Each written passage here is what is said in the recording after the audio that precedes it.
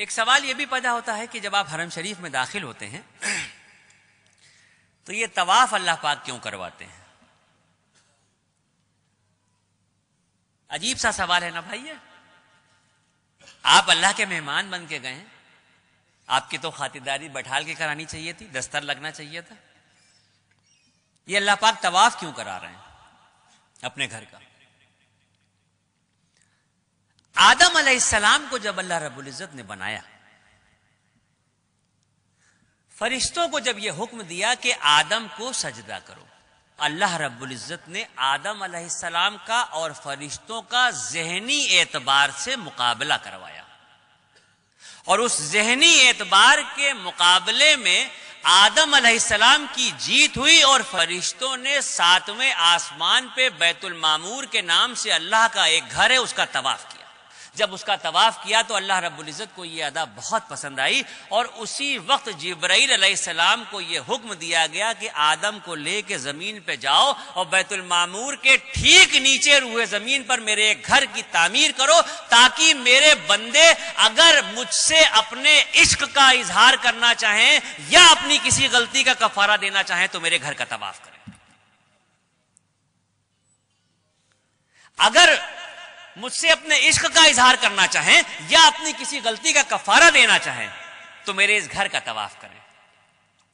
اور سن لیجئے، ہم جو اللہ کی اشرف المخلوق ہیں، ہماری جب تک سانس چل رہی ہے آپشن کھلے ہوئے ہیں ہمارے سامنے.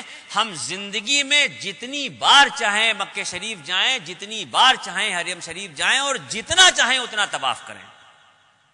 لیکن وہ جو بیت المعمور کے نام سے اللہ کا گھر ہے جس کے فرشتے صرف طواف کرتے ہیں، تو 70,000 فرشتے روز اس گھر کا طواف کرتے ہیں، اور ایک بار جو فرشتہ طواف کر رہا ہے قیامت تک اس کا دوبارہ نمبر نہیں آئے گا.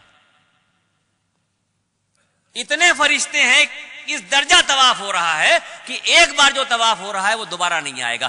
اب یہ جو زمین پہ خانہ کعبہ کی تعمیر ہوئی، تو اب تو ترقی ہو چکی ہے دنیا میں، ہر چیز آسان ہو گئی ہے. آپ گوگل پہ دیکھ سکتے ہیں، نقشہ اٹھا کے دیکھ سکتے ہیں، موبائل پہ دیکھ سکتے ہیں، کسی بھی طرح سے اگر آپ دیکھنا چاہیں آپ گوگل کے نقشے پہ جا کے دنیا کا نقشہ ڈالیے، اور دنیا کے نقشے پہ جب آپ دیکھیں گے تو پوری دنیا آپ کو گول دکھائی دے گی. یہ تو نقشے کے دیکھے بغیر بھی سب کو پتا ہے کہ دنیا گول ہے. اس دنیا کے گول کے بیچ میں جو سینٹر ہے، بالکل انچوں سے ناپ لیجئے، ایک ایک سوت کے حساب سے ناپ لیجئے، پوری جو گول دنیا ہے اس کے بیچ کا جو سینٹر ہے، اس گول سینٹر پہ یہ کعبۃ اللہ کی تعمیر ہوئی ہے. اب یہاں پر بات ختم نہیں ہوتی، یہ تو بات سمجھ میں آ گئی کہ دنیا گول ہے، اور دنیا گول ہے تو اس کے بیچ میں خانہ کعبہ ہے. یہ بات یہاں پہ ختم نہیں ہوتی.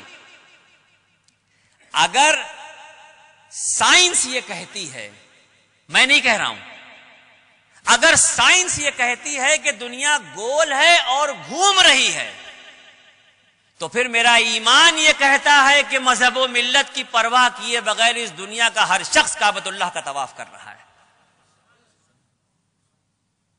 اگر سائنس یہ کہہ رہی ہے کہ دنیا گول ہے اور گھوم رہی ہے، تو پھر میرا ایمان یہ کہتا ہے کہ اس دنیا پہ مذہب و ملت کی پرواہ کیے بغیر کسی بھی مذہب کا شخص ہو، ہر شخص جانے میں یا انجانے میں کعبۃ اللہ کا طواف کر رہا ہے.